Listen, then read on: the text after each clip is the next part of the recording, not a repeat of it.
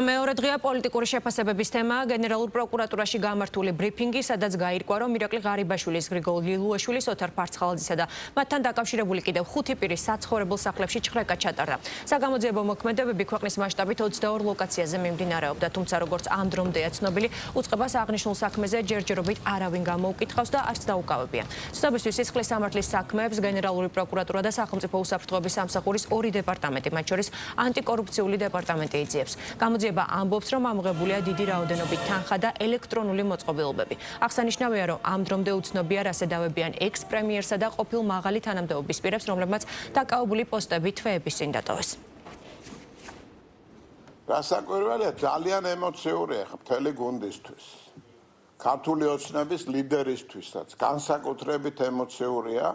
პიროვნული ურთიერთობები გასაკვირველია საქართველოში არის ყოველთვის დაფასებული და სერიოზულ კვალს ტოვებს ადამიანების ურთიერთობაში.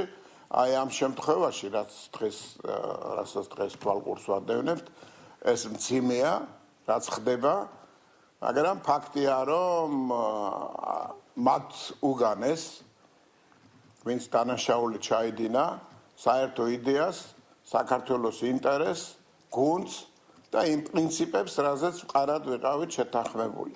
არანაირი კორუფცია და ამ პრინციპით ვართ მოწინავეთა შორის სოფლიოში კორუფციის წინააღმდეგ ბრძოლაში.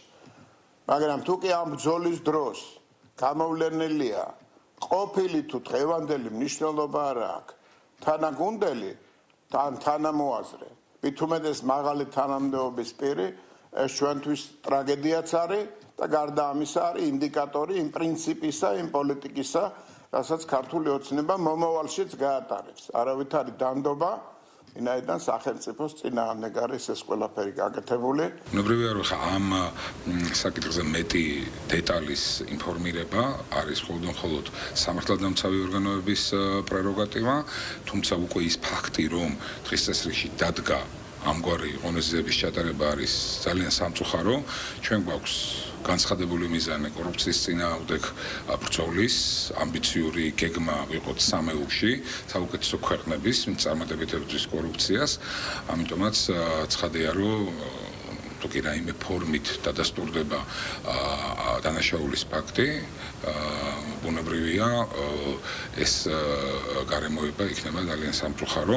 ვერანაირი პოლიტიკური მანტია ვერ იქნება ინდულგენციად და ვერანაირი თანამდებობა ვერ იქნება ინდულგენციად ამ ჭრილში. თუმცა ეს სრულიად გამოძიების საკითხია, ამიტომ ბუნებრივია ჩვენ გამოძიების შედეგებს უნდა დავუხდოთ.